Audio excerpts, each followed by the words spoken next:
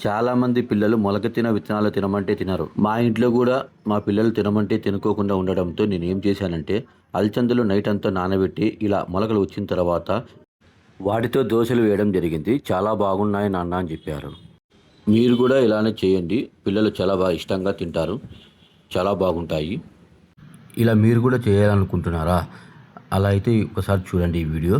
పిల్లలైతే ఇష్టంగా తింటారనమాట. మొత్తం వాటిని మిక్సీ పట్టుకోవాలి.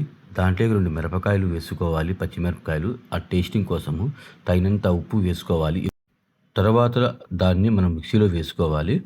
మిక్సీలో వేసిన తర్వాత నున్నగా ఆడేటట్లు చూసుకోవాలి. చూడండి ఎలా నున్నగా ఆడిందో. ఎందుకంటే పిల్లలకి మళ్ళీ అనుమానం రాకూడదు మనం అవి తినిపిస్తున్నామని చెప్పేసి. ఇలా ఆడిచ్చిన మిశ్రమాన్ని ఒక గిన్నెలోకి వేసుకోవాలి. చూడండి నేను వేసుకుంటున్నాను గిన్నెలోకి. ఇలా వేసుకున్న తర్వాత ఆ గిన్నెకంతా సైడ్లకంతా అతుక్కొని ఉంటుంది కదా, దాన్ని కొద్దిగా వాటర్తో పోసి కలిపుకొని దాంతో కలుపుకున్నమాట. ఇది మన దోసపిండి అండి.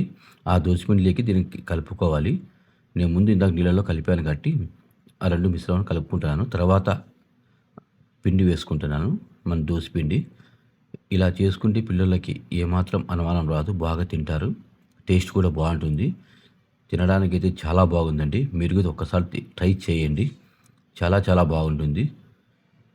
పిల్లలకు కూడా చాలా హెల్తీ కదా. ఉత్త దోసపిండి తినిపించే బదులు ఇలా చేసి పెడితే పిల్లలు కూడా మనస్ఫూర్తిగా తింటారు. మనము మంచి ఆరోగ్యం ఇచ్చినట్లు కూడా ఉంటుంది. ఒకసారి ట్రై చేయండి. టేస్ట్ అయితే మాత్రం సూపర్గా ఉందండి. మీ పిల్లలు మరీ మరీ కావాలని కోరుకుంటారు.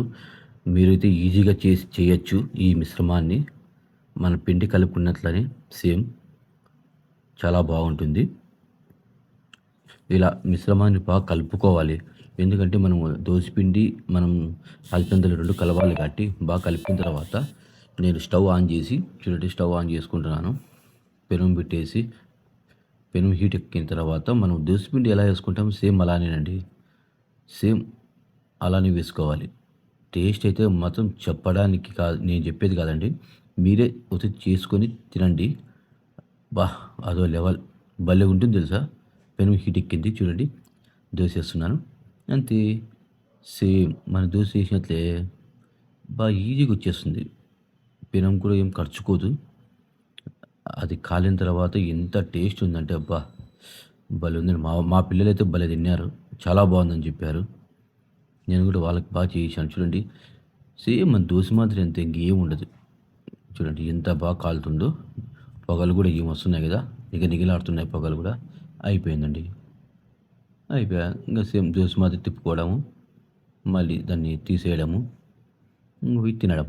దీంట్లోకి మన చట్నీ, మన మామూలు తినే చట్నీనండి.